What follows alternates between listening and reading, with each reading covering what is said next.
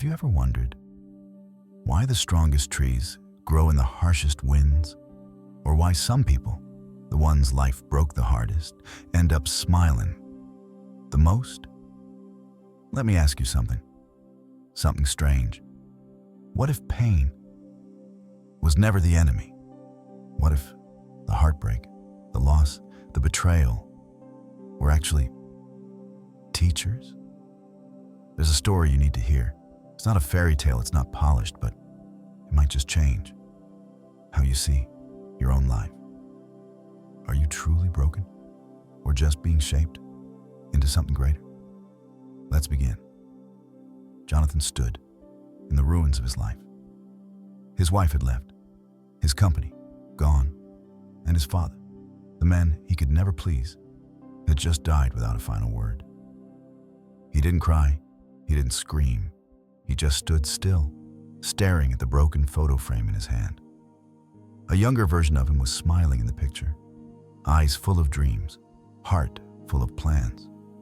That man was gone. For weeks, Jonathan stopped talking to the world. He turned off his phone, drew the curtains, let the dishes pile up. The silence in his apartment became louder than any storm outside. Sometimes, he would lie awake all night, just listening to the sound of his own heartbeat, wondering, how did I end up here? Was it one bad decision? Or 1,000 little ones? Was it karma? Was it fate? Or was he simply not good enough? One morning, he walked outside. No plan, no purpose, just motion. The city didn't care about his pain. The world kept rushing past, smiles, cars, laughter, horns, lovers holding hands. It made him feel even lonelier. Then he noticed her, an old woman sitting by a fountain, feeding pigeons with crumbs from a wrinkled paper bag. She wasn't beautiful. She wasn't rich. She wasn't special. But she was smiling, like she knew something the rest of the world had forgotten. He sat down a few steps away. She looked at him, didn't say a word, just nodded. And then, softly, she spoke. You lost something, didn't you? Jonathan didn't answer, but her eyes were kind, a pity, just knowing. I lost my husband in a fire, my son to cancer, and my house to debt, she said. And she smiled again, gently. But here I am, feeding pigeons, and somehow, still in love with life. Jonathan stared at her, confused, angry, almost. How are you not bitter? He asked. She paused. Because bitterness is a prison, and I've done my time. Jonathan looked away. His throat tightened. You want to know how to move on? She leaned closer. You don't. You don't move on. You accept. You adapt. And then, one day, you advance. Jonathan laughed. A broken, sarcastic laugh. Sounds like some cheap quote on a coffee mug. The old woman grinned. Maybe, but cheap quotes don't mean the lessons were easy. She stood up, fed her last crumb to a bird, then she looked back at him. Let your pain be the soil. Let time be the rain. And trust that something new will grow. She walked away. Jonathan stayed, silent, still. But something had shifted. It wasn't joy, it wasn't hope, not yet.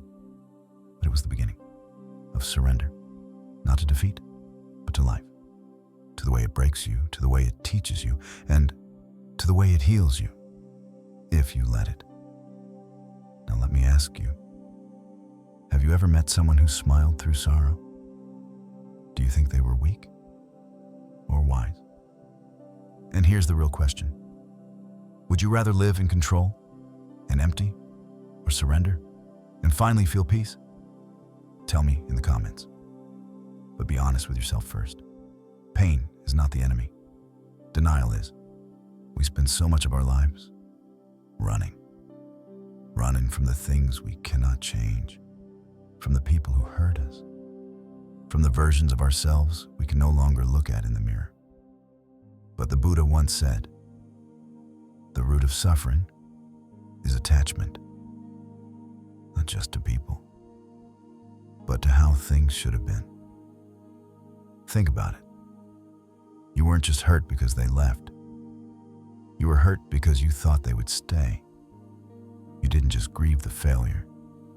You grieved the version of you who never thought you'd fall. You weren't just broken by loss. You were broken by the story you told yourself that you were safe. But life has never promised safety. It only promised change. So what do we do when everything falls apart? We accept, not out of weakness, but out of wisdom. Acceptance is not giving up. It's saying, this is what it is. Now let me choose how I respond. That's power. Then we adapt. A tree doesn't resist the wind. It bends. It sways. It learns to dance with a storm. We too must learn to bend, to grieve, to release, to rebuild differently. Adapting is not forgetting. It's remembering without being ruled by memory. It's saying, this pain was real, but it does not define me. And finally, we advance. We take what life shattered and we craft it into something sacred. The Japanese call this kintsugi, the art of repairing broken pottery with gold. They don't hide the cracks. They highlight them because the breaks tell a story. So must we.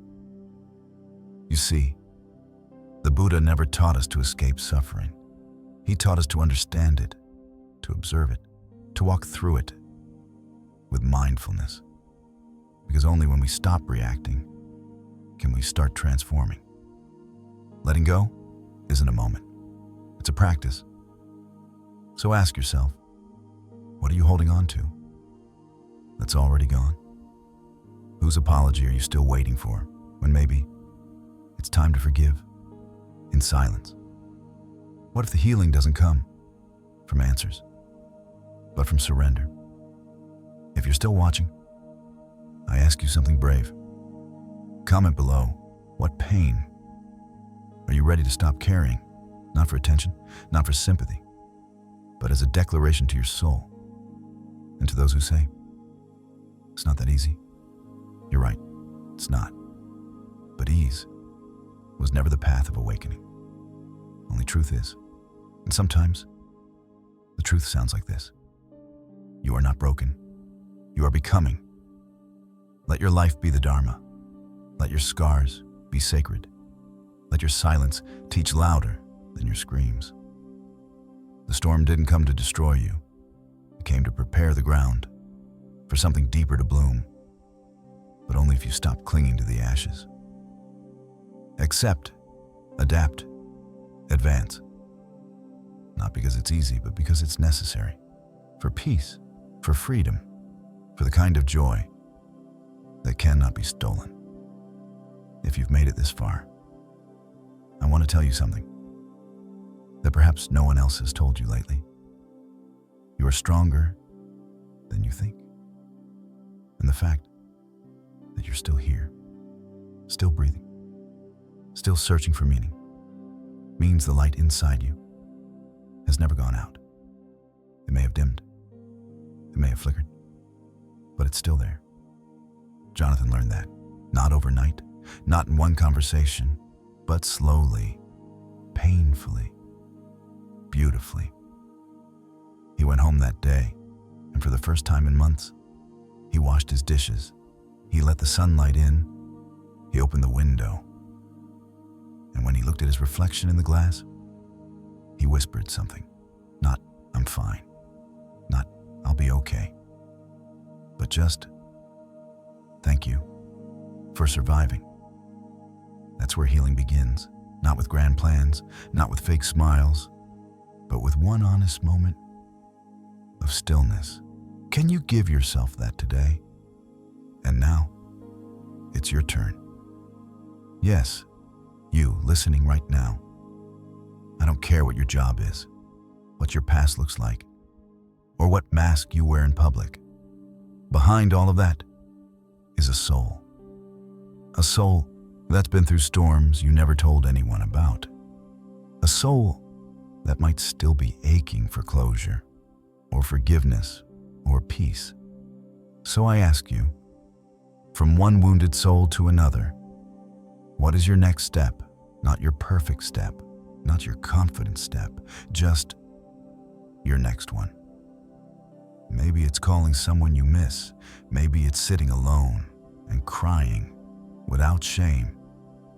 Maybe it's forgiving yourself for what you didn't know back then. Whatever it is, don't wait, because life doesn't wait. Here's what I want you to do. In the comments below, write one of these 3 things.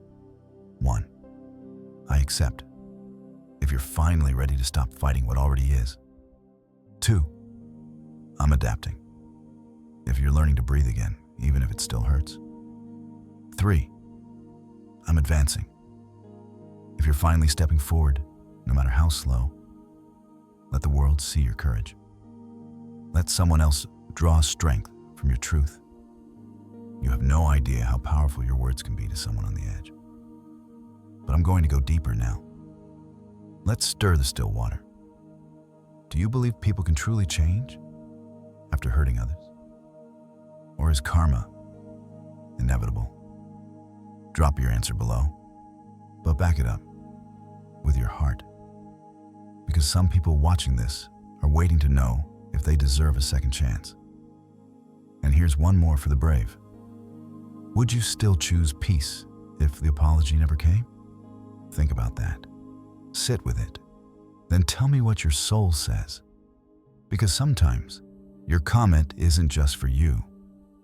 It's the lifeline someone else is waiting for.